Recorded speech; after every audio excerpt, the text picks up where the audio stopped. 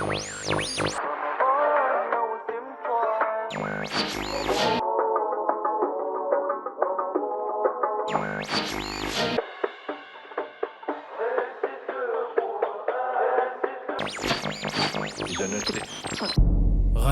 Sunni. Mois de la purification de l'âme, Ramadan, oh Ramadan, que durant ce mois béni Dieu nous pardonne, Ramadan, oh Ramadan. Assalamu alaikum wa rahmatullah. Très chers auditeurs et auditrices de Radio Sunnite, j'espère que vous allez tous bien. Je suis ravi de vous retrouver en ce 21e jour de ce mois ô combien béni, le mois de Ramadan. Au nom de toute l'équipe de Radio Sunnite, je vous souhaite de profiter des derniers jours dans le bien, car oui, comme vous le savez, comme vous l'observez, le temps passe très vite. Et comme vous le savez aussi, nous sommes aujourd'hui vendredi, le meilleur jour de la semaine. Et je vous rappelle, très chers auditeurs, qu'il est recommandé de multiplier les invocations en faveur du prophète Mohammed, ce que l'on appelle As-salatu ala nabi, le jour du vendredi, pendant le temps du Asr. J'en profite pour vous dire aussi Jumu'atul Mubarakah à toutes et à tous. Je sais aussi que vous l'attendez, donc le voici, le programme de l'émission du jour. Tout d'abord, c'est l'Oustaz Salim qui va apaiser nos cœurs avec une belle récitation du Coran honoré, suivi de quelques madih avant d'accueillir le docteur Faisal dans sa chronique quotidienne Paroles en or. Il nous expliquera comment parvenir à la sainteté. Puis, nous écouterons la suite des piliers de la prière avec le Hajj Daoud dans la rubrique La prière, lumière du cœur. On accueillera ensuite le docteur Walid qui nous parlera de la préservation des prophètes dans La clé du paradis. Enfin, notre belle soirée se terminera avec le temps du Coran et des invocations par la voix VOIE et par la voix VOIX mélodieuse de l'Oustaz Salim. D'ailleurs, accueillons-le maintenant par une belle récitation du Coran honoré et je vous dis à tout à l'heure. Durant ce mois béni Dieu nous pardonne, Ramadan, oh Ramadan, oh Ramadan,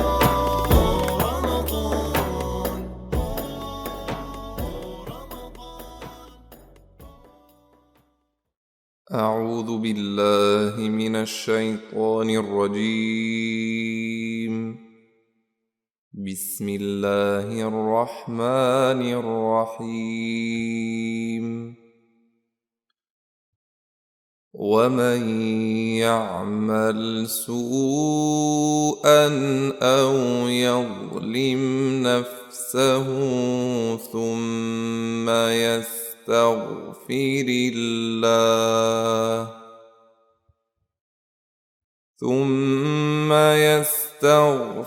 الله يجد الله غفورا رحيما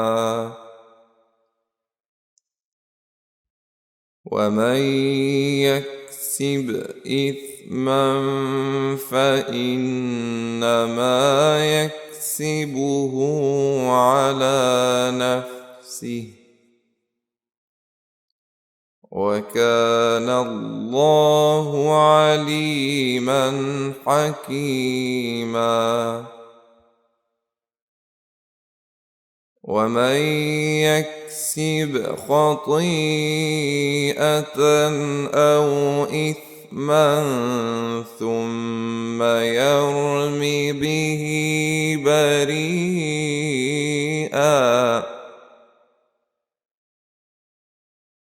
ومن يكسب خطيئة أو إثما ثم يرم به بريئا فقد احتمل بهتانا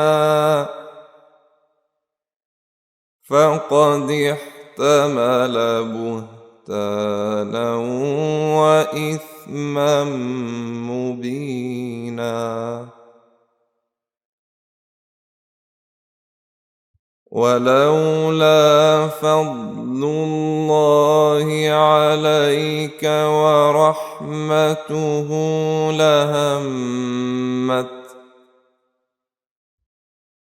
لهمت طائفة منهم أن يضلوك وما يضلون إلا أنفسهم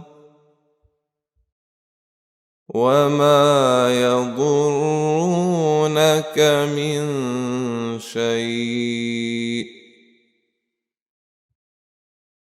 وأنزل الله عليك الكتاب والحكمة وعلمك ما لم تكن تعلم وكان فضل الله عليك عظيما صدق الله العظيم.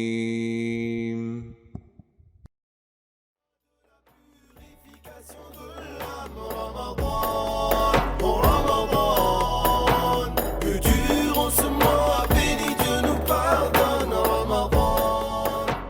Radio Sunnite, la voix de la PBIF, vous accompagne tous les soirs à 19h jusqu'à la fin du mois béni de Ramadan. Un programme à ne pas manquer. Paroles en or, la prière, lumière du cœur, les actes ont un impact, la clé du paradis, dans la maison du messager de Dieu et sur les traces des vertueux. Et tous les week-ends à 17h, retrouvez le temps des enfants. Radio Sunnite, c'est votre radio. Restez avec nous.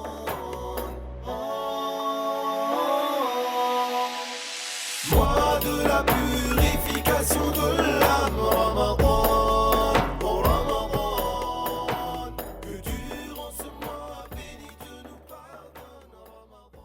هلا الرضا بشهر الصوم خلي انقضى بالطاعة يقوم هلا الرضا بشهر الصوم خلي انقضى بالطاعة يقوم والواجبات والمكرمات والواجبات والمكرمات بإخلاص النوايا طول اليوم هلا الرضا بشهر الصوم خلي انقضى بالطاعة يقوم هلا الرضا بشهر الصوم خلي انقضى بالطاعة يقوم والواجبات والمكرمات والواجبات والمكرمات اخلص النوايا طول اليوم نية لك يا طائع نية لك بصيامك وبصالح أعمالك نية لك يا طائع نية لك بصيامك وبصالح أعمالك بالتقوى رح تلقى آمالك عيني أما بالحرام بتلاقي اللوم هلا الرضا بشهر الصوم خلي انقضى بالطاعة يقوم هلا الرضا بشهر الصوم خلي انقضى بالطاعة يقوم هلا الرضا بشهر الصوم خلي انقضى بالطاعة يقوم والواجبات والمكرمات والواجبات والمكرمات اخلص النوايا طول اليوم ما أجمل هالشهر وأوقاته ما تفوت عحالك بركاته ما أجمل هالشهر وأوقاته ما تفوت عحالك بركاته الربحان اللي كتر طاعاته عيني وما ضيع أيامه بغفل ونوم هلا الرضا بشهر الصوم خلي انقضى بالطاعة يقوم هلا الرضا بشهر الصوم خلي انقضى بالطاعة يقوم هلا الرضا بشهر الصوم خلي انقضى بالطاعة يقوم والواجبات والمكرمات والواجبات والمكرمات اخلص النوايا طول اليوم اخلص النوايا طول اليوم شهر الصوم بالعطايا ايامه تنطوى على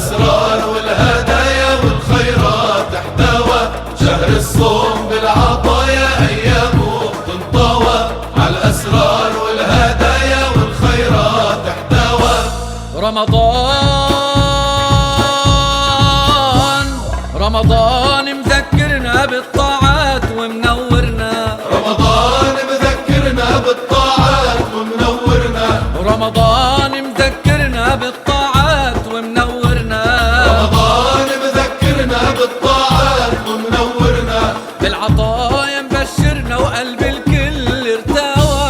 رمضان رمضان رمضان بالعطايا مبشرنا وقلب الكل ارتوى. شهر الصوم بالعطايا أيامه تنطوى، على الأسرار والهدايا والخيرات تحتوى.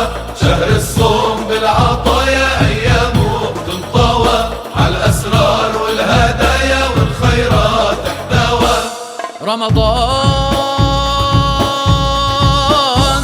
رمضان هو المنهل فرصة خير للي تأمل، رمضان هو المنهل فرصة خير للي تأمل، رمضان هو المنهل فرصة خير للي تأمل، رمضان هو المنهل فرصة خير للي تأمل. بالصيام بيتجمل على الطاعة نوى. رمضان رمضان رمضان وبالصيام بيتجمل على الطاعة نوى. شهر الصوم بالعطايا أيامه تنطوى، على الأسرار والهدايا والخيرات تحتوى. شهر الصوم بالعطايا أيامه تنطوى، على الأسرار والهدايا والخيرات تحتوى.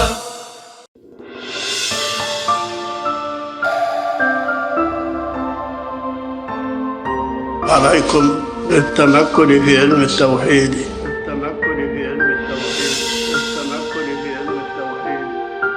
الحمد لله رب العالمين. Parole en or. Mes sœurs et mes frères, assalamu alaikum wa rahmatullah. Aujourd'hui, j'aimerais vous parler d'un sujet concernant la sainteté, al-wilaya.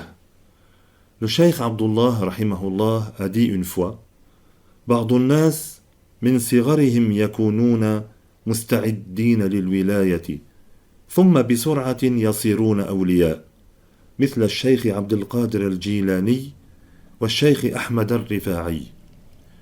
Parmi les gens, certains sont prédisposés depuis leur jeunesse à la sainteté. Ensuite, rapidement, ils deviennent des saints. Tel est l'exemple du cheikh Abdul Qadir al-Jilani et ainsi que le cheikh Ahmed al-Rifa'i, que Allah les agrée tous deux. Allahu yusahhilu alayhim tahammul al-mashaq, mashaq al-ibadat, wajtinab al-shahawat al-muharramat, yu'inuhum fayasiruna awliya'a bisur'ah. Allah leur facilite de supporter les grandes difficultés des adorations, et d'éviter les désirs interdits. Il les aide, ils arrivent alors rapidement à la sainteté. وبعض الناس يقضي أحدهم 40 سنة حتى يصير وليا وهو يجاهد نفسه حتى يتحمل مشقات العبادة. Tandis que certains passent 40 ans pour arriver à la sainteté. Ils font de grands efforts sur eux-mêmes afin de supporter les grandes difficultés des actes d'adoration. أما لمجرد إكثار الذكر لا يصير لو عاش 1000 سنة لا يصير وليا إذا لم يكن الذكر مع حضور القلب وصحة النية وصفائها. Par ailleurs, le simple fait que quelqu'un récite beaucoup de dhikr, il ne devient pas un saint, même s'il vit 1000 ans. Il n'atteint pas ainsi la sainteté. Il n'arrive pas à la sainteté si le dhikr qu'il récite n'est pas accompagné de la présence du cœur et d'une intention valable et pure. شرط الولاية العلم الشرعي إلى القدر الضروري ولو بدون قراءة في كتاب بل بالسماع والتلقي من فم عالم ثقة. La condition pour parvenir à la sainteté, c'est d'avoir appris la science de la religion, d'en apprendre la part indispensable, même si ce n'est pas avec une lecture dans un livre, mais juste en écoutant et par transmission de la bouche de quelqu'un de confiance et qui a la science. لا يشترط أن يقرأ في كتب العلم. Ce n'est pas une condition de lire dans les livres de science. الشرط أن يسمع قدر الكفاية. La condition, c'est d'entendre la part suffisante. ثم إن هو جد فصار قويا في طاعة الله قطع نفسه عن المعاصي وأكثر من العبادة الله يسهل عليه. Ensuite, s'il fait preuve de sérieux et qu'il devient fort dans l'obéissance à Allah, qu'il a rompu avec les péchés et accompli beaucoup d'adorations, Allah lui facilite. أما من لم يتعلم علم الدين الضروري فمستحيل أن يكون وليا. Quant à celui qui n'a pas appris la science de la religion indispensable, il est impossible qu'il soit sur la sainteté.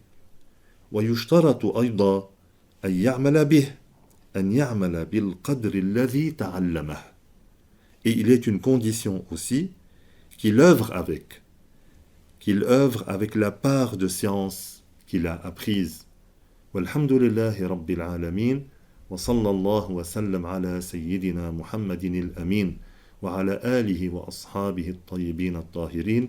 Barakallahu fikum, mes frères et mes sœurs, ainsi que toute l'équipe de Radio Sunnite. Wassalamu alaykum wa rahmatullah.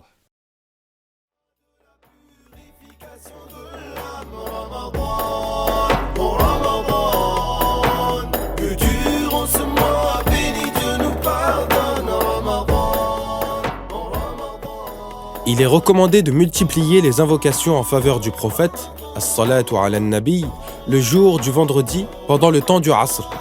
Le messager de Allah, sallallahu alayhi wa sallam, a dit: Inna min afdali ayyamikum yawm al-jumu'ah, fa'akthiru alayya min as-salati fiha, fa inna salatakum ma'rudatun alayya.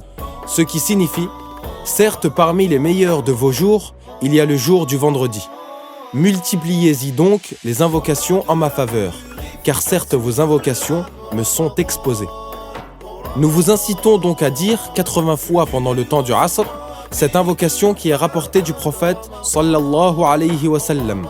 Allahumma salli ala Muhammadin abdika wa nabiyyika wa rasulika nabiyyil ummi. Puis après la 80e fois, dire une fois wa ala alihi wa sahbihi wa sallim.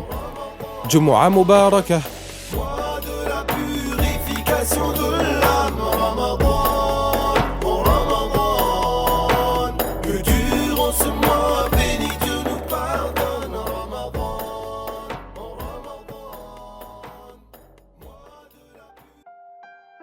Il est notre modèle, notre guide, notre bien-aimé. Nous tentons chaque jour de suivre son exemple. Comment vivait le prophète sallallahu alayhi wa sallam? Quelles étaient ses habitudes? Comment mangeait-il? Comment marchait-il? Quel était son comportement? Je vous invite à le découvrir dans une toute nouvelle rubrique de Radio Sunnite, La Voix de l'APBF, consacrée à la vie du dernier des envoyés de Allah, alayhi salatu wassalam. Je vous dis donc à très bientôt dans la chronique Fi Bayti Rasulillah, dans la maison du messager de Dieu.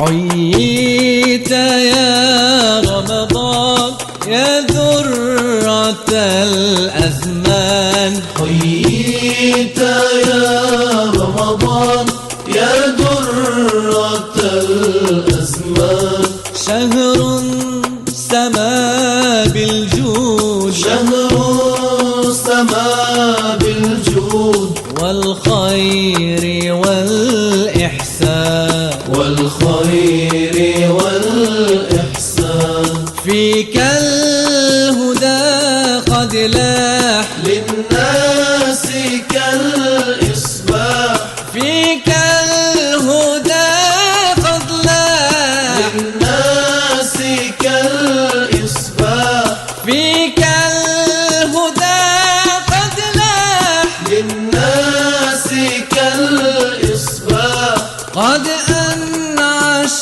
الأرواح إذ فاح كالريحان شهر السما بالجود والخير والإحسان والخير والإحسان كم فيك من أنوار تنهل كالأمطار كم فيك من أنوار تنهل كالأمطار كم فيك من أنوار تنهل كالأمطار يا متعة السمار والقائم السهران شهر السما بالجود والخير والإحسان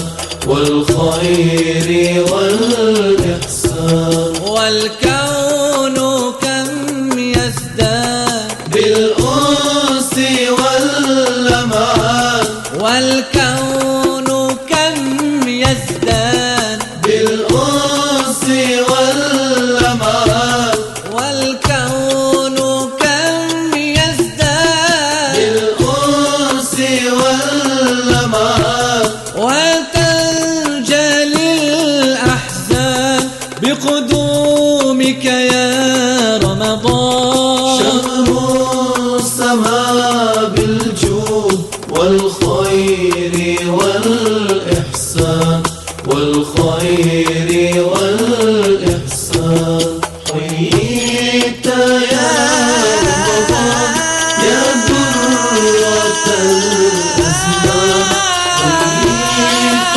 يا رمضان يا درة الأزمان شهر السما بالجود شهر السما بالجود والخير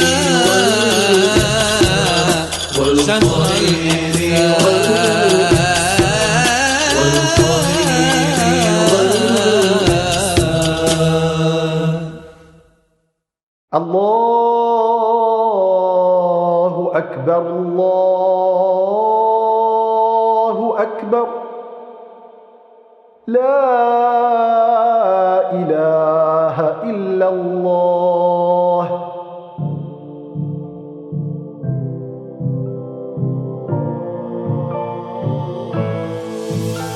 Prière, lumière du cœur, lumière du cœur, lumière du cœur. Elle est si douce, un grand bonheur. Lumière du cœur, lumière du cœur. Prière, lumière du cœur, lumière du cœur, lumière du cœur. Chers auditeurs, chères auditrices de Radio Sunnite, Assalamu alaikum. Bienvenue à tous dans votre chronique La prière, lumière du cœur, en compagnie du Hajj Daoud. Lors des précédents entretiens, nous avons évoqué les 3 premiers piliers de la prière et il nous a éclairci de nombreux points. Et d'ailleurs, très chers auditeurs, j'espère que vous les avez bien en tête. Pour rappel, on a vu l'intention, le takbir d'entrée en rituel, et enfin, la position debout dans les prières obligatoires pour celui qui en est capable. Hajj Daoud, assalamu alaikum. Wa alaykum assalam wa rahmatullah. Aujourd'hui, on va poursuivre le chapitre des piliers de la prière et parler de 3 autres piliers. Oui, Inch'Allah. Merci d'abord encore une fois pour votre invitation.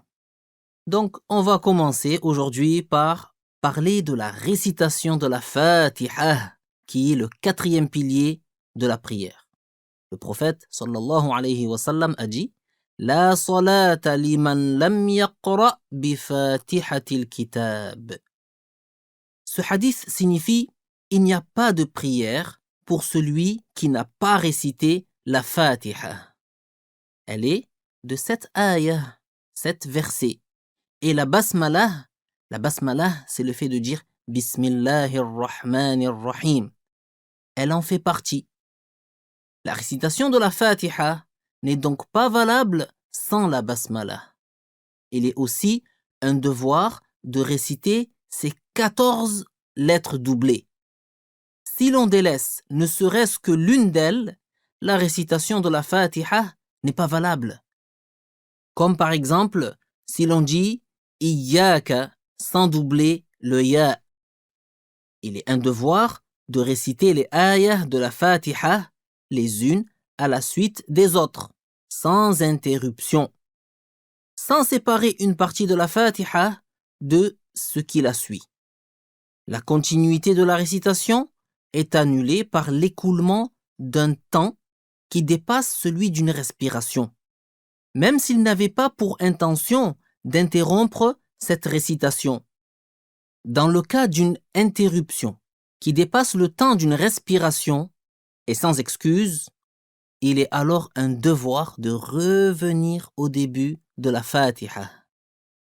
Vous venez de nous dire qu'il est un devoir de réciter les ayahs de la Fatiha sans interruption. Une question me vient alors. Celui qui est gagné par l'éternuement, par exemple, que se passe-t-il pour lui? Est-ce que c'est compté comme une excuse pour ne pas revenir au début de la Fatiha? Oui, l'interruption n'est pas préjudiciable si l'on est gagné par l'éternuement, la toux, le bâillement ou ce qui est semblable, même si cela se prolonge. De même, il n'est pas nuisible que le ma'moum dise « Amin » après la récitation de son imam. La récitation de la Fatiha n'est pas interrompue par cette parole. Il est aussi un devoir d'articuler les lettres sur leur point de prononciation. Celui qui délaisse cette condition par manquement, comme s'il change le zal en zai, ou le sad en sin, ou le ta en ta, sa récitation n'est pas valable. C'était important de préciser cela. Et maintenant, on arrive au 5e pilier de la prière, à savoir l'inclination. Naam. L'inclination en arabe, rukou', a lieu en se courbant jusqu'à ce que les paumes des mains puissent atteindre les genoux. Les paumes constituent le plat des mains, doigts non compris. Il est une condition que l'inclination soit réalisée sans beaucoup fléchir ses genoux vers l'avant. Et quelle est la meilleure manière de réaliser la position de l'inclination pour l'homme et pour la femme? Alors, la meilleure manière de réaliser le rukou', la position de l'inclination, c'est de se tenir le dos et le cou tendus comme une planche, en tendant les jambes et les cuisses et en prenant les genoux avec les paumes des mains. Avec les deux paumes, en écartant les genoux et les pieds d'un empan et en écartant moyennement les doigts. Ceci concerne l'homme. Quant à la femme, il lui est recommandé de rapprocher les jambes. De plus, pour que la manière d'accomplir l'inclination soit complète, on dit dans cette position « Subhana Rabbiyal Azim » 3 fois. On arrive à la fin de notre échange. On va donc évoquer maintenant le 6e pilier de la prière, qui est la quiétude. Oui. Le 6e pilier de la prière, et ce sera le dernier pour aujourd'hui, Inch'Allah, est la quiétude. La quiétude, c'est at-tuma'nina, dans l'inclination. Un temps équivalent à celui de la parole Subhanallah. Et qu'est-ce que la quiétude? Il s'agit de l'immobilisation simultanée de chaque os à sa place en une seule fois, c'est-à-dire le repos de chaque membre simultanément. Merci pour toutes ces informations très complète sur les piliers de la prière. Barakallahu fikum. Amin. Que Dieu vous récompense. Amin, amin. On a donc expliqué les 6 premiers piliers. Et je vous donne rendez-vous bientôt pour la suite, lors d'une prochaine interview, si Dieu le veut, dans la prière Lumière du cœur.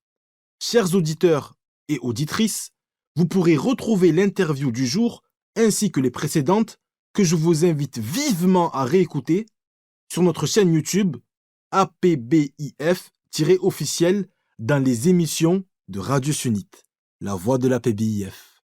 Wassalamu alaikum. Durant le mois béni de Ramadan, tous les samedis et tous les dimanches à 17h, c'est le temps des enfants. Tu viens partager un moment avec nous sur Radio Sunnite. Allez les enfants, rejoignez-nous vite sur Radio Sunnite.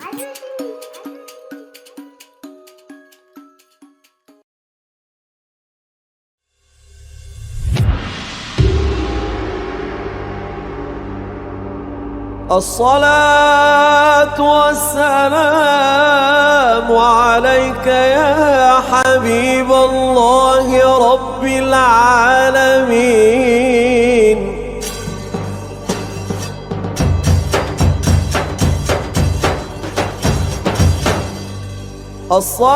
الصلاة والسلام عليك يا إمام الأنبياء والمرسلين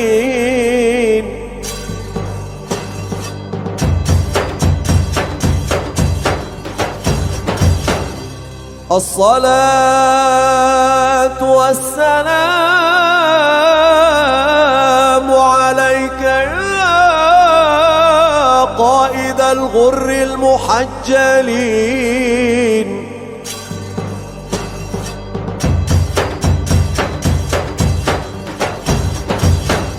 الصلاة والسلام عليك يا شفيع المذنبين يا شفيع المذنبين يوم الدين.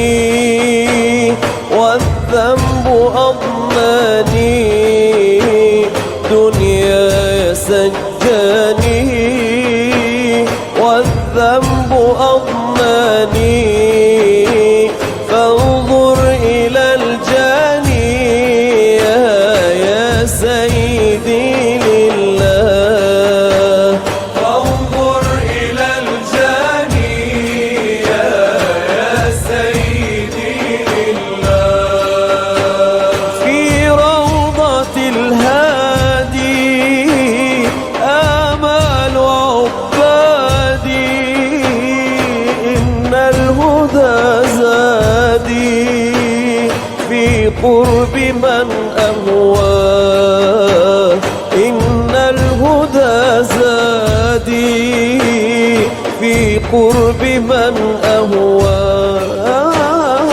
يا حبيب الله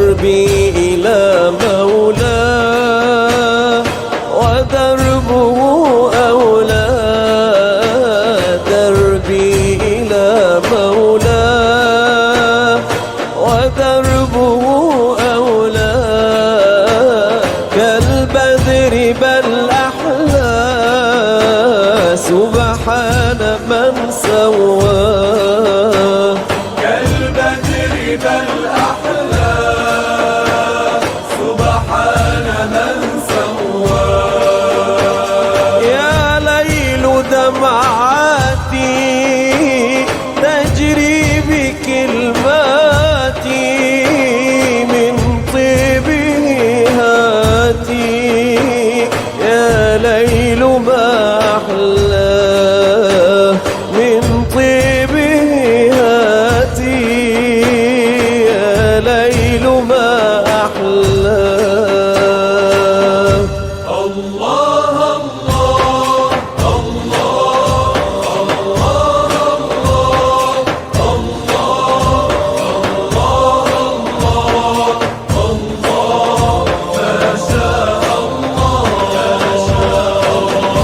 أول ما وصلنا الحجرة يا عيني بالمدينة زال البس ورجونا لو نظرة يا عيني من حبيبي خير الناس أول ما وصلنا الحجرة يا عيني بالمدينة زال البس ورجونا لو نظرة يا عيني من حبيبي خير الناس وطلعنا على عرفات يا عيني ومشينا بوسط الزحمات شملتنا بعض النفحات يا عيني هذا فضل إله الناس أول ما وصلنا الحجرة يا عيني بالمدينة زال البس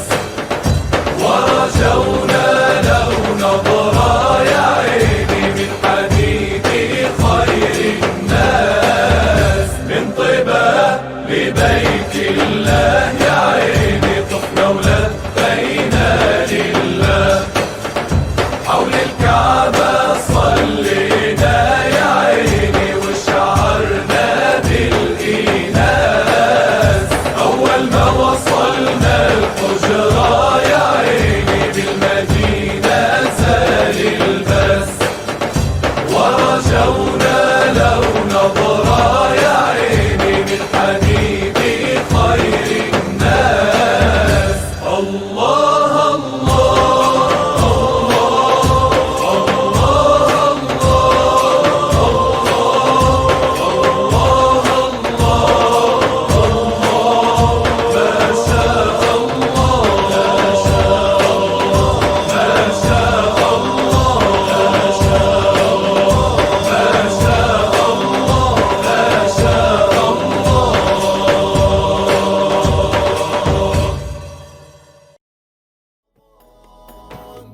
Mois de la purification de l'âme, Ramadan, oh Ramadan.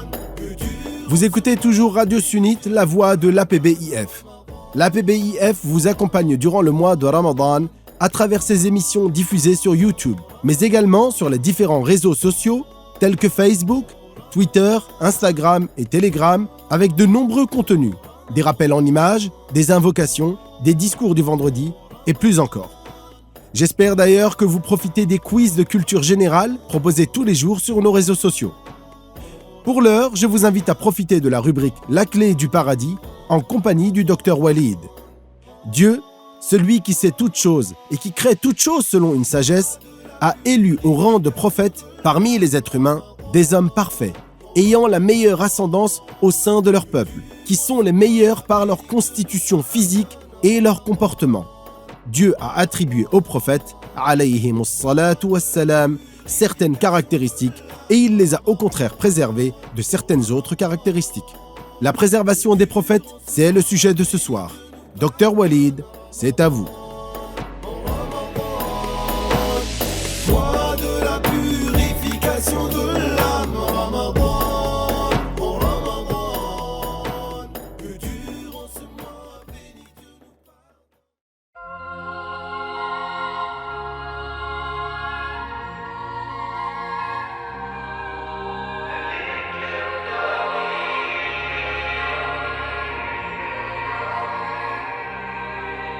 Elle éclaire ta vie, illumine tes nuits.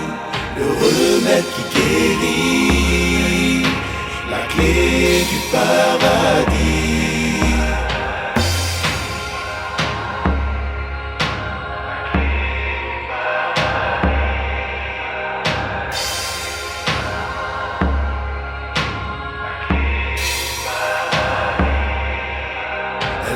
Éclaire ta vie, illumine tes nuits, le remède qui guérit, la clé du paradis. Bismillahir Rahmanir Rahim. Alhamdulillahi Rabbil Alamin. Wassalatu wassalamu ala Sayyidil Mursalin. سيدنا محمد وعلى آله وصحبه الطيبين الطاهرين. Je commence par le nom de Allah. Louange à Allah, le Seigneur des mondes. Que l'honneur et l'élévation en degrés soient accordés au maître des messagers, notre maître Muhammad, sallallahu alayhi wa sallam, ainsi qu'à ses proches parents musulmans et à ses compagnons bons et purs. Chers auditeurs, chères auditrices, Assalamu alaykum wa rahmatullah. Nous allons aborder aujourd'hui, Inch'Allah, une question très importante du livret intitulé « La croyance des musulmans ». Cette question est la suivante. Quels sont les attributs obligatoires des prophètes et qu'est-il impossible à leur sujet ? Il s'agit donc d'un sujet très important, qui fait partie de la signification du deuxième témoignage. C'est le sujet de la préservation des prophètes. C'est quelque chose qui est considéré dans la loi comme faisant partie des fondements, tels que celui qui les dément, celui qui les contredit, celui qui s'y oppose, celui qui s'entête contre, sort de l'islam.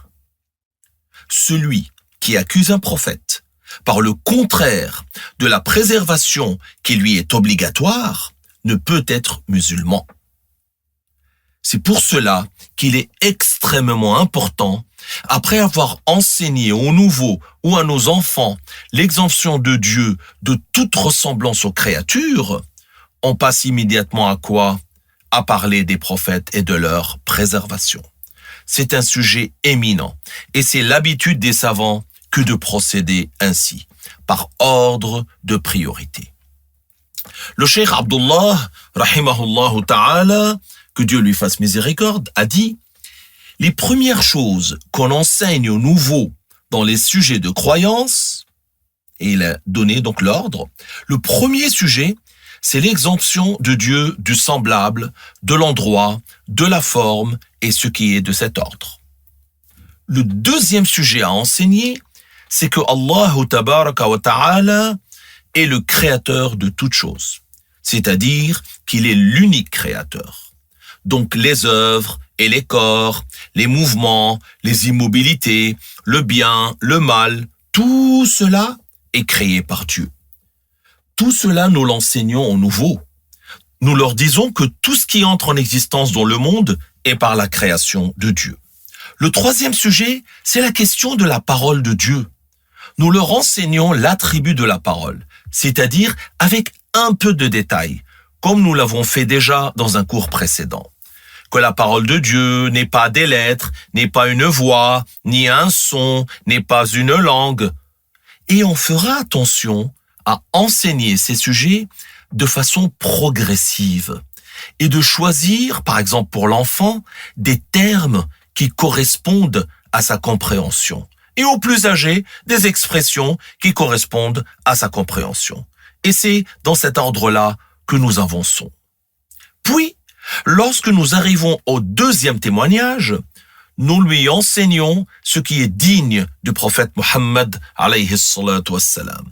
Et il s'agit donc du sujet de la préservation obligatoire des prophètes.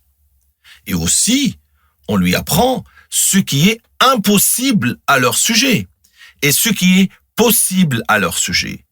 Et ça, c'est au sujet de tous les prophètes. C'est pour cela que la préservation des prophètes est un sujet extrêmement important, qui fait partie des fondements de la religion, parce qu'il est inclus dans la signification du deuxième témoignage. C'est pour cela que le cheikh a dit, afin qu'on enseigne à la personne la règle, tout ce qui isole et éloigne les gens des prophètes, Allah en a préservé les prophètes. Donc, regardez bien cette règle, je la répète, toute chose qui éloigne les gens des prophètes, qui repousse les gens des prophètes, cela ne peut pas être en eux. Les prophètes en sont préservés. Ni en ce qui concerne les noms des prophètes, ni leur forme, ni leurs caractéristiques comportementales, ni autre que cela. Donc, un prophète n'aura ni un acte, ni une parole, ni même une odeur qui repousse les gens de lui. Donc, toute chose qui éloigne les gens des prophètes, qu'est-ce qu'on dit à son sujet? Les prophètes en sont préservés. J'espère que c'est clair. Ça, c'est une règle. Et quand tu as appris cette règle, tu comprends que certaines histoires rapportées sont mensongères et calomniées sur les prophètes. Subhanallah. Donc revenons maintenant à la réponse pour dire les prophètes sont obligatoirement caractérisés par la véracité, l'honnêteté, la perspicacité. Oui, il n'y a pas de prophète menteur. Le mensonge contredit le statut de prophète. Celui qui ment une seule fois n'est plus crédible. Les gens diront peut-être là aussi il ment et là aussi peut-être il ment. Donc les prophètes ne mentent jamais. Aucune sorte de mensonge ne peut provenir des prophètes. Apprenez cette règle éminente.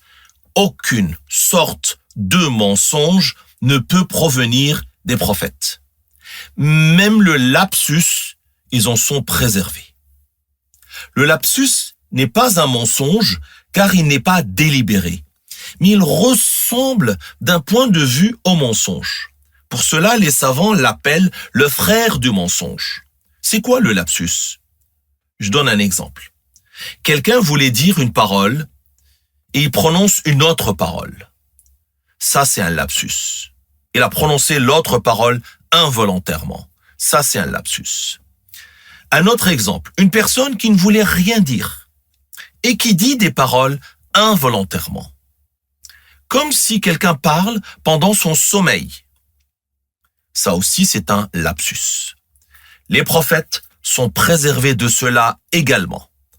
En résumé, les prophètes sont préservés du mensonge et du lapsus, donc de toute parole qui n'est pas délibérée de leur part.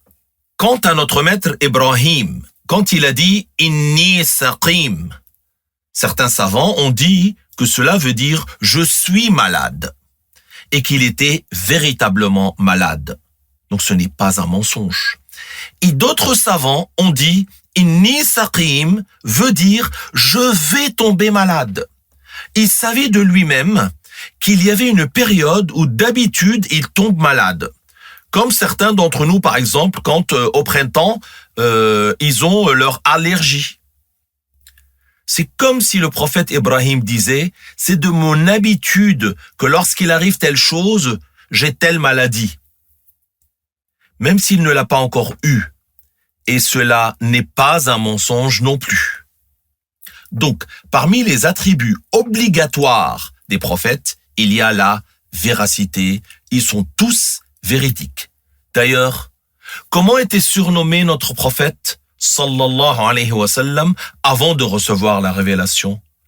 As-sadiqul amin, le véridique, l'honnête. Quelle est la deuxième caractéristique citée dans la réponse? L'honnêteté, justement. L'honnêteté, ce n'est pas simplement conserver les objets qui nous ont été confiés. C'est beaucoup plus large. L'honnêteté englobe le fait que tous les prophètes ont transmis le message. Aucun prophète n'a dissimulé ce qui lui a été ordonné de transmettre. Donc, ils sont tous honnêtes. Et c'est pour cela que ceux qui accusent notre maître Daoud par ce récit mensonger dans lequel il y a de la mécréance sont sortis de l'islam. Quel est ce récit? Ils prétendent que notre maître Daoud avait 99 femmes et qu'il aurait aimé l'épouse de son chef d'armée et qu'il l'aurait vue en train de se faire un bain et qu'elle lui aurait plu. D'après ce mensonge, notre maître Daoud aurait demandé à l'armée de reculer lorsque le chef d'armée serait devant l'ennemi, donc de le laisser seul face à l'armée ennemie pour qu'il se fasse tuer. Ainsi, il pourrait prendre son épouse. A'oudhu billah. C'est quoi ces mensonges? C'est une histoire mensongère qui n'est pas digne de notre maître Daoud, alayhi salam, ni d'aucun autre prophète. Agir ainsi est une trahison. Comment on appelle cela? Une trahison. C'est le contraire de l'honnêteté. Cela ne peut absolument pas provenir d'un prophète. Et la troisième caractéristique, c'est l'extrême intelligence. On dit la perspicacité. Les prophètes sont tous perspicaces. Il n'y a pas de prophète faible d'esprit. Ils ont tous les arguments forts, la raison et la clairvoyance. Que Dieu les honore et les élève davantage tous en degrés. Car celui qui est idiot ou faible d'esprit, les gens s'en éloignent. Est-ce qu'un prophète serait idiot? Pas du tout. Est-ce que cela est conforme à sa fonction? Pas du tout. L'idiotie contredit la fonction de prophète, tout comme la faiblesse d'esprit. C'est pour cela que les savants ont dit, il n'y a pas de prophète stupide. A'oudhu billah. Et donc parmi les caractéristiques obligatoires des prophètes, il y a la chasteté, le courage et l'éloquence. La chasteté, c'est le contraire de la bassesse et de la vulgarité. Il n'y a pas un prophète qui aurait envisagé de faire la fornication, ni de faire les préliminaires de la fornication, ni qui aurait envisagé de faire des vices. Notre maître Sulayman, ce n'est pas vrai qu'il se serait mis à jeter un coup d'œil sur les jambes de Bilqis. Quelle est la vérité sur ce récit alors? En résumé, notre maître Sulayman, lorsque Bilqis, la reine de Saba, allait venir, il avait donné l'ordre au djinn de lui construire un palais de verre, tel que celui qui voulait entrer dans ce palais pouvait croire qu'il y avait de l'eau par terre. Tellement le verre brillait, c'était pratiquement transparent. Elle, quand elle est entrée dans le palais, elle a cru que le sol, c'était de l'eau. Alors notre maître Sulayman a détourné le visage quand elle a tendu le pied pour entrer. Il n'a pas regardé en direction d'elle. Certains impudents ont dit qu'il avait fait exprès de faire cela pour regarder ses jambes. A'oudhu billah. Ça c'est porter atteinte à notre maître Sulayman. Ce n'est pas digne du statut de prophète. Et aussi le prophète Youssouf, alayhi salam, il n'a jamais envisagé de faire la fornication. Pour que vous vous rendiez compte que le cheikh Abdullah, rahimahullah, n'est pas le seul à avoir dit ces paroles, et que nos frères bien-aimés ne sont pas les seuls qui mettent en garde contre ces calomnies, je vais vous raconter une histoire vécue par un de nos enseignants. Et il a dit, je la rapporte à la première personne du singulier, une fois, nous étions en Malaisie, où il y avait un séminaire dans la capitale, Kuala Lumpur. Ils nous ont dit qu'il y a un savant, un cheikh d'origine chinoise, qui était hanafite maturidite. Allah, Allah. Nous sommes partis le voir pour faire connaissance. Dans la mosquée, et masha'Allah, il était éloquent. Il expliquait le livre Tafsir al-Jalalayn. Il lisait, puis il leur faisait le commentaire, avec une langue arabe éloquente. Et vous savez, le cheikh Abdullah avait mis en garde contre quelques passages dans ce livre. Et le cheikh Abdullah disait que c'était des ajouts dans ce livre, sans l'attribuer donc aux deux auteurs. Alors, je lui ai dit, Hajj, notre cheikh nous a mis en garde contre certains passages dans le livre Tafsir al-Jalalayn. Bien sûr, en ne pensant pas de ces auteurs qu'ils ont dit cela, qu'ils ont écrit telle et telle chose. Parce que vous savez, Al-Jalalayn, qu'est-ce que cela veut dire, le mot Al-Jalalayn? Cela veut dire les deux Jalal, Jalaluddin al-Suyuti et Jalaluddin al-Mahalli, qui sont les deux auteurs. Ce sont les deux auteurs. Chacun des deux s'appelle Jalal. C'est pour cela que leur livre de commentaires du Coran s'appelle Tafsir al-Jalalayn, le tafsir des deux Jalal. Donc je lui ai dit cela. Il m'a dit, où donc? Alors je lui ai ouvert la page du récit sur notre maître Youssouf et je lui ai dit, ici. À quel verset? Au niveau de quel verset?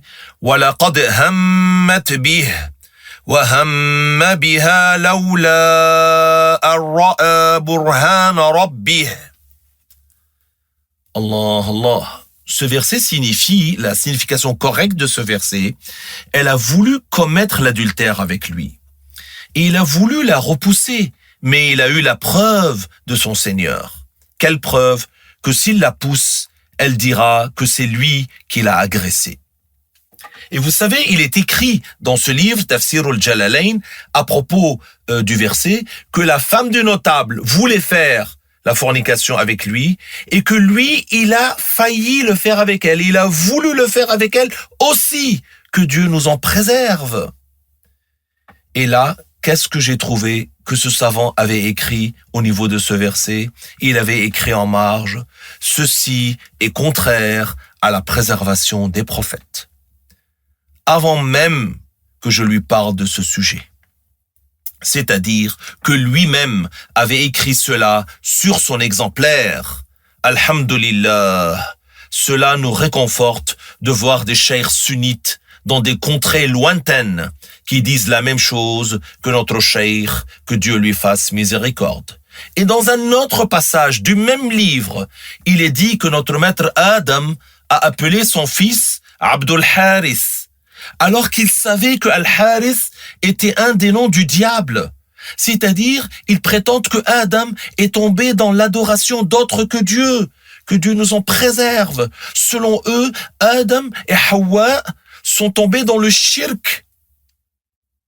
Qu'est-ce qu'il avait écrit en marge, ce savant? Tous les prophètes sont sur le tawhid, sur la croyance en l'unicité de Dieu et ne commettent donc pas de shirk avant de recevoir la révélation comme après. Masha'Allah. En fait, il avait mis des annotations à 5 ou 6 endroits. De même concernant notre maître Daoud, à propos du récit mensonger que nous avions cité, également, il a écrit que ceci n'est pas digne du prophète Daoud, et ainsi dans d'autres passages. Alors, j'étais heureux d'avoir vu cela de sa part. Subhanallah, que Dieu lui fasse miséricorde. Il avait à peu près 90 ans. Voilà la fin de cette histoire rapportée. Donc, chers auditeurs, cette science n'est pas nouvelle. C'est la science de Ahl Sunnah wal Jama'a. Le cheikh Abdullah, que Dieu l'agrée, a transmis la science des savants et l'a rapportée de ceux qui l'ont précédé. Donc, aucun prophète ne tombe dans les choses indécentes, ni dans la vulgarité. Il ne tombe pas non plus dans la lâcheté. Ils sont tous courageux. Aucun prophète n'était lâche, car la lâcheté contredit le statut de prophète. Tous les prophètes étaient courageux. Écoutez ce qu'a dit à ce sujet notre maître Ali, que Dieu l'agrée. Il a dit, lorsque la bataille faisait rage, le prophète était le plus proche d'entre nous de l'ennemi. Et nous nous réfugions derrière le messager de Dieu, le plus courageux des créatures de Dieu. Celui qui dit du prophète qu'il est un lâche aura démenti la religion. Le cheikh Nizar, que Dieu lui fasse miséricorde, a rapporté d'un orateur que le jour du vendredi, à Beyrouth, sur le mimbar, Il avait commis de la mécréance, wal'iyadhu billahi ta'ala, que Dieu nous en préserve. Il a dit, quant à Mohammed, il était courageux, mais Moussa était un lâche. A'udhu billah. Celui qui insulte Moussa sort de l'islam, tout comme celui qui insulte notre maître Mohammed, sallallahu alayhi wa sallam. C'est le même jugement. Notre maître Moussa a quitté l'Égypte sur ordre de Dieu. Il est parti en Palestine. Ce n'est pas une lâcheté. Ce n'est pas par lâcheté. Notre maître Ibrahim a quitté l'Irak pour la Palestine sur ordre de Dieu. Ce n'est pas une lâcheté. Ce n'est pas par lâcheté non plus. Notre maître Mohammed, sallallahu alayhi wa sallam, a quitté la Mecque pour Médine sur ordre de Dieu. Ce n'est pas une lâcheté. Ce n'est pas par lâcheté. La lâcheté est impossible au sujet des prophètes. Par ailleurs, tous les prophètes étaient éloquents. Aucun d'entre eux n'aurait bégayé, zozoté, ni prononcé une lettre à la place d'une autre. Aucun d'eux n'aurait eu de cheveux sur la langue. Tous étaient éloquents, parlant d'une manière compréhensible dans la langue de leur peuple. Aucun prophète ne transformait les lettres et aucun d'entre eux n'était muet. En effet, cela n'est pas digne d'eux, alayhimus salam. Même notre maître Moussa, sa parole était éloquente et compréhensible.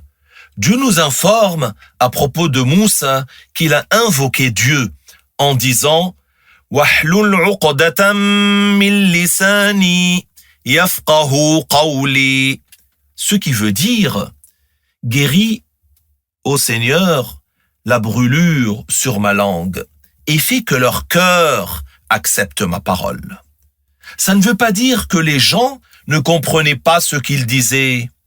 Non, le verset « Wahlul uqdatan min lisani » veut dire que notre maître Moussa a invoqué Dieu pour qu'il guérisse la trace de la brûlure qu'il avait sur la langue. Mais cette brûlure ne l'avait pas empêché d'être éloquent. Il était éloquent et sa parole était tout à fait compréhensible. Que veut dire alors « Yafqahu qawli » Cela veut dire « Fais que mes paroles soient acceptées dans leur cœur ». C'est comme s'il disait « Ô mon Seigneur, guide-les ». Subhanallah. Regardez, chers auditeurs, celui qui n'a pas appris, il risque de s'égarer. Une personne, a'oudhu billah, a cru que les gens ne comprenaient pas ce que Moussa leur disait, car selon lui, le prophète Moussa aurait eu des difficultés à s'exprimer, parce qu'il avait un défaut sur la langue. Non! Cette trace qui existait ne rendait pas sa parole incompréhensible. Il ne bégayait pas non plus, pas du tout. Nous disons donc qu'il y avait une trace sur sa langue à cause de cette brûlure, et lui, quand il parlait, cela avait un effet sur lui. D'ailleurs, regarde, cher auditeur, quand toi, tu bois quelque chose de chaud et que tu te brûles la langue, cette brûlure a un effet sur toi. Quand tu parles, cela te fait mal à la langue, tu sens la douleur, et pourtant tu parles correctement. Les gens te comprennent. C'est ce qui s'est produit avec notre maître Moussa. Il y avait un impact sur lui, un effet sur lui, mais sa parole était totalement compréhensible. On a déjà cité plusieurs attributs des prophètes, et on a aussi cité certaines choses qui ne sont pas dignes d'eux. Nous continuons alors pour dire que le mensonge, la trahison, la vilainie, la fornication, tous les grands péchés et la mécréance leur sont impossibles. Le mensonge est le contraire de la véracité. La trahison, c'est le contraire de l'honnêteté. Ce n'est pas digne d'eux. Et la vilainie, c'est la bassesse. Celui qui est vil, c'est celui qui est bas, c'est-à-dire celui qui fait des choses indécentes, comme celui qui regarde furtivement les femmes épousables ou qui fait les préliminaires de la fornication. Celui-là, on dit de lui qu'il est vil. Également, il leur est impossible la fornication, mais aussi tous les grands péchés. Il n'y a pas un prophète qui tombe dans un grand péché, ni qui commet de la mécréance, ni avant l'avènement de leur mission de prophète, ni après. Donc de notre maître Ibrahim, alayhi salam, nous disons qu'il n'a jamais adoré d'idole, ni d'astre. Il n'a jamais douté à propos de son Seigneur, pas même un instant. Il était sur la croyance en l'unicité de Dieu, le tawhid. Et tous les prophètes naissent et grandissent sur la croyance en l'unicité de Dieu. Attention ici, il y a une question importante concernant les prophètes. Les savants disent que celui qui est né de parents non musulmans, on agit avec lui comme on agit avec ses parents avant la puberté. Hormis les prophètes, ils sont une exception. Les prophètes, eux, ils grandissent sur la croyance de vérité dès leur plus jeune âge, même si leur père et leur mère ne sont pas musulmans. Azar, le père de notre maître Ibrahim, et la mère de notre maître Ibrahim n'étaient pas musulmans. Mais lui, le prophète Ibrahim, a grandi sur le tawhid, même s'il ne connaissait pas les détails de la foi. Qu'est-ce que ça veut dire, les détails de la foi? Comme par exemple, les détails sur le châtiment de la tombe, voilà, ou de la félicité de la tombe. Mais un prophète ne grandit pas en ayant la croyance que Dieu ressemblerait aux créatures, ni que Dieu serait un corps, ni il adore autre que Dieu. Les prophètes grandissent sur le tawhid. C'est ainsi que sont tous les prophètes. Avant de recevoir la révélation, ils sont ainsi, et après avoir reçu la révélation également. Allah Ta'ala dit à propos des prophètes, وَكُلًّا فَضَّلْنَا عَلَى الْعَالَمِينَ, ce qui signifie, et chacun d'entre eux, nous lui avons accordé un mérite sur toutes les autres créatures. C'est pour cela qu'il faut faire attention. Notre maître Ibrahim n'est pas passé par une étape de doute, après laquelle il est arrivé à la foi, comme ont osé le dire certains, dont il est un devoir de se méfier. Nous allons maintenant, chers auditeurs, citer assez rapidement plusieurs choses attribuées mensongèrement au prophète afin de mettre en garde contre cela. Donc nous disons, notre maître Ayoub, il n'est pas sorti de lui des vers. Notre maître Lot, son nom ne dérive pas de liwat, la sodomie. Notre maître Isa n'a jamais bu de vin, ni il a encouragé à boire du vin. Il n'a jamais dit qu'un peu de vin réjouit le cœur. Tout cela est une calomnie envers les prophètes. Notre maître Isa n'a jamais été tué ni crucifié. Notre maître Isa n'a pas adoré autre que Dieu. Il n'a pas prétendu qu'il était Dieu, ni fils de Dieu. Notre maître Mohammed, sallallahu alayhi wa sallam, n'avait pas le cœur attaché aux femmes. Notre maître Mohammed n'a pas brisé le cœur d'un aveugle. Notre maître Mohammed, sallallahu alayhi wa sallam, n'a jamais été atteint par un délire. Il n'a pas perdu la raison, jamais. Le shaitan n'a pas eu d'emprise sur la langue du prophète Mohammed, sallallahu alayhi wa sallam. Donc le shaitan n'a pas fait parler le prophète par certaines paroles qui seraient un éloge des idoles. Cela n'arrive pas au prophète. À leur sujet, ces choses-là sont impossibles.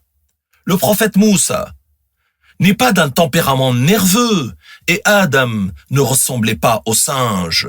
Ce sont des règles fondamentales concernant les prophètes. Les prophètes, il ne leur advient pas quelque chose qui soit contraire à la préservation. Qu'est-ce que nous avons dit? Que la règle, c'est qu'il ne peut pas provenir d'eux ce qui éloignerait les gens d'eux. Quant aux petits péchés qui ne comportent pas de bassesse, la majorité des savants musulmans ont dit qu'il se peut que l'un d'eux commette un petit péché qui ne comporte pas de bassesse ni d'indécence, mais qu'il s'en repent immédiatement, tout comme cela s'est produit de notre maître Adam, alayhi salam. Il avait désobéi et s'est repenti. Il est vrai que les prophètes sont un modèle à suivre. C'est pour cela que si l'un d'eux commet un petit péché qui ne comporte pas de bassesse ni d'indécence, il fait le repentir immédiatement. pour ne pas que d'autres gens prennent exemple sur lui. Je cite, avant de terminer, le hadith du messager de Dieu, sallallahu alayhi wa sallam. Il a dit, « Ma ba'atha Allahu nabiyyan illa hasan al-wajhi hasan al-sawt » Ce hadith rapporté par At-Tirmidhi signifie « Allah n'a pas envoyé un seul prophète sans qu'il ait un beau visage et une belle voix. » Tous les prophètes avaient un bel aspect et de belles caractéristiques. Leur voix est belle. Notre maître Daoud, lorsqu'il faisait le tasbih, quand il disait Subhanallah et autres invocations, les oiseaux faisaient le tasbih avec lui, et les montagnes également. Allahu Akbar. Tellement sa voix était belle. Vous entendez la phrase Mazamir Daoud? Cela ne veut pas dire les flûtes de Daoud. Non, Mazamir, c'est-à-dire la voix en fait. Mazamir Daoud, c'est la belle voix de Daoud. Mais bien que la voix de Daoud était très très belle, la voix du prophète Mohammed sallallahu alayhi wa sallam est encore plus belle. Notre prophète est le plus beau et celui qui a la plus belle voix parmi tous les prophètes. L'un des compagnons avait fait la prière derrière le prophète Mohammed sallallahu alayhi wa sallam et il a dit « Je l'ai entendu réciter Wat-Tur ». C'est la sourate At-Tur. Et mon cœur a failli s'envoler. Le plus beau des hommes, c'est notre maître Mohammed sallallahu alayhi wa sallam. Voilà pour aujourd'hui. Je vous retrouve demain, Inch'Allah, chers auditeurs, pour la suite de ce programme très important. Merci pour votre écoute. Barakallahu fikum. Wassalamu alaykum wa rahmatullahi wa barakatuh.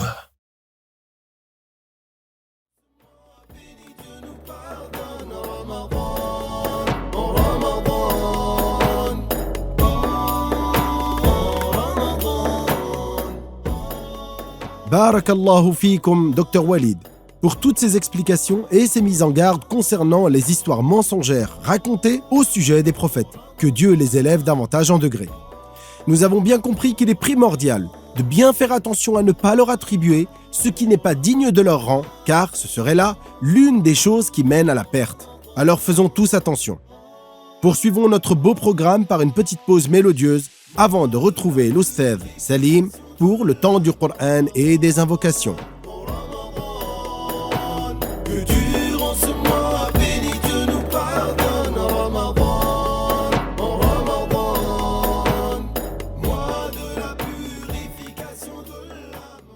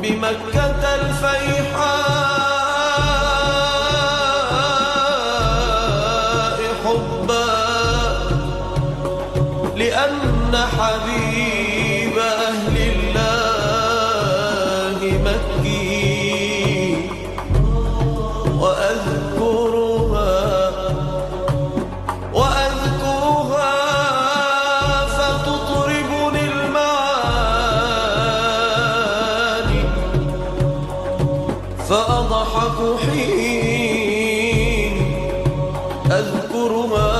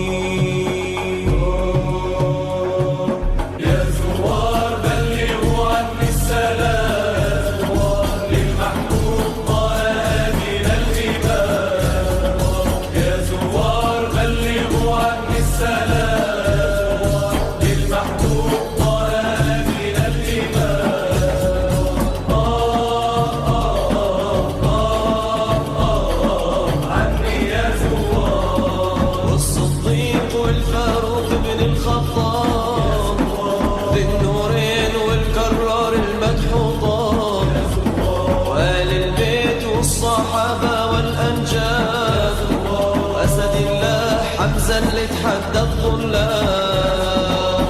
زوار بلغوا عني السلام للمحبوب طه من الإمام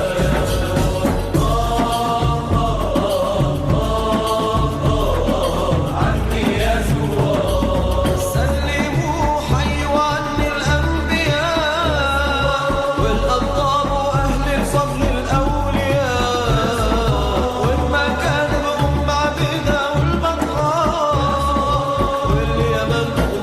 والمحروسة والشام زوار بلغوا عني السلام للمحبوب طه من الإمام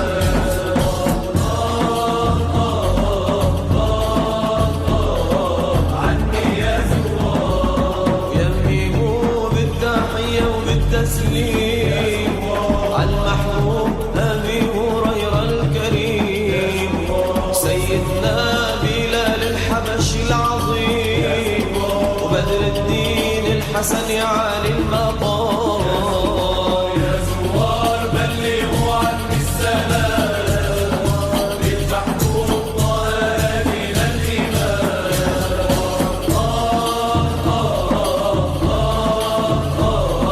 عني يا زوار سلموا على الأوزاعي يا محبين على السلطان الأيوبي صلاح الدين وعلى الهرري تاج العلماء العاملين لعلمنا التوحيد وكل الأحكام يا زوار بلغوا عني السلام للمحبوب طه من الإمام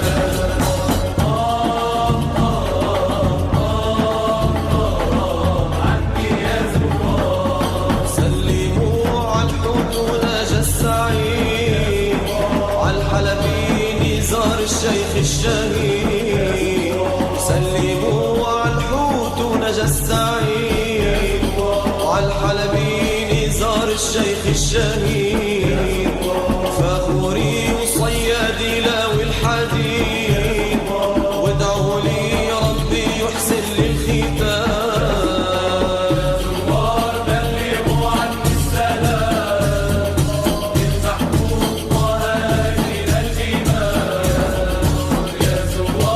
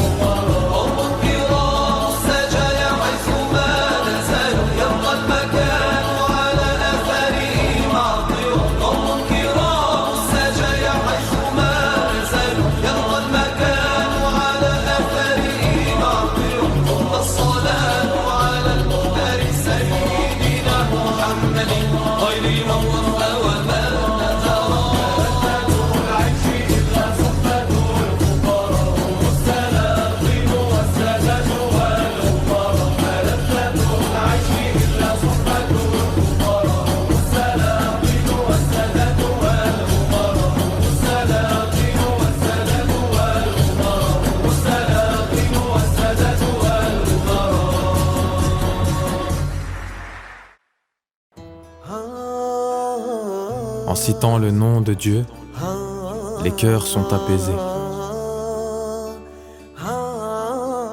C'est le temps du Coran et le temps des invocations sur Radio Sunnite. أعوذ بالله من الشيطان الرجيم بسم الله الرحمن الرحيم وإلى مدين أخاهم شعيبا قال يا قوم اعبدوا الله ما لكم من إله غيره ولا تنقصوا المكيال والميزان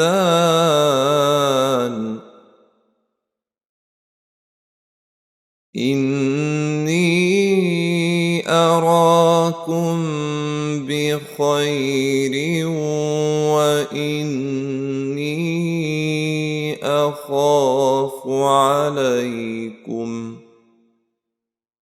وإني أخاف عليكم عذاب يوم محيط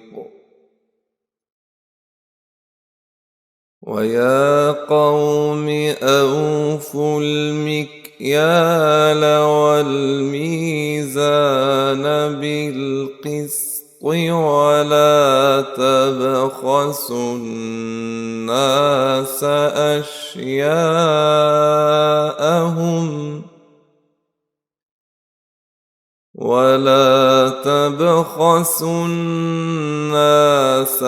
أشياءهم ولا تعثوا في الأرض مفسدين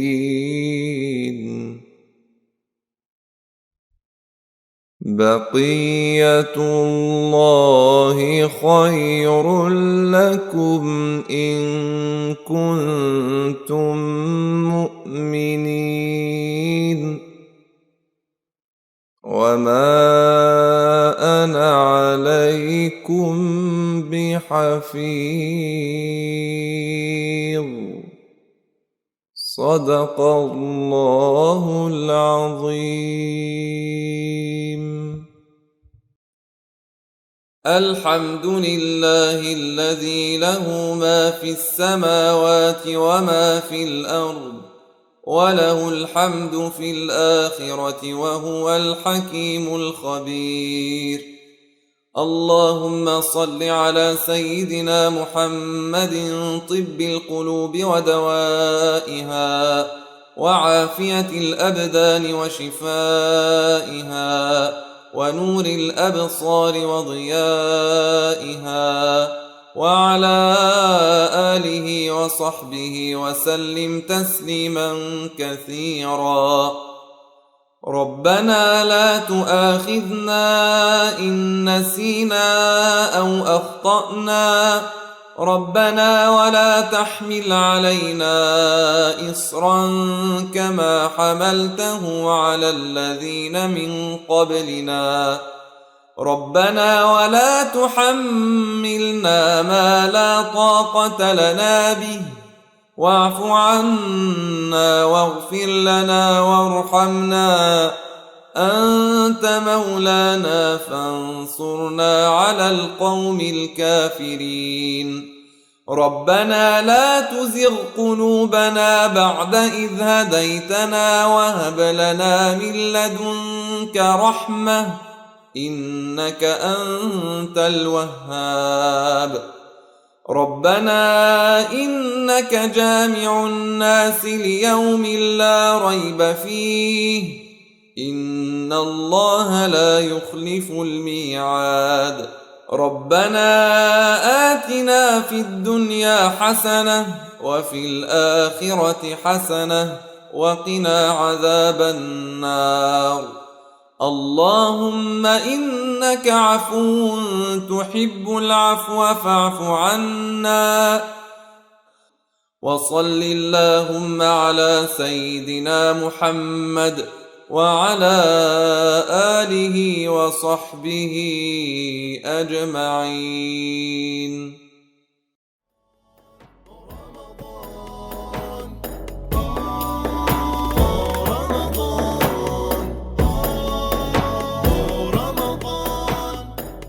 Chers auditeurs et auditrices de Radio Sunnite, c'est ainsi que s'achève notre 21e émission de Ramadan. C'était un réel plaisir de la présenter, de la partager avec vous et, vraiment, au nom de toute l'équipe, des intervenants à l'antenne ainsi que tous ceux qui travaillent en coulisses, je vous remercie du fond du cœur pour tous vos messages de soutien sur le chat ou en commentaire de la vidéo YouTube ainsi que sur nos réseaux sociaux. Merci pour tous vos likes, vos partages et votre fidélité à l'écoute de Radio Sunnite chaque jour. N'oubliez pas que demain c'est samedi, et le samedi, tout comme le dimanche, c'est le temps des enfants, à partir de 17h. C'est le programme destiné aux plus jeunes d'entre vous, à ne surtout pas manquer. Avant de vous quitter, un dernier conseil. Très chers auditeurs, celui qui est bienfaisant envers vous, récompensez-le. Et si vous ne trouvez pas de quoi faire, invoquez Dieu en sa faveur. Taqabbalallahu ta'atikum. Rendez-vous demain à 19h pour une nouvelle émission. Inch'Allah.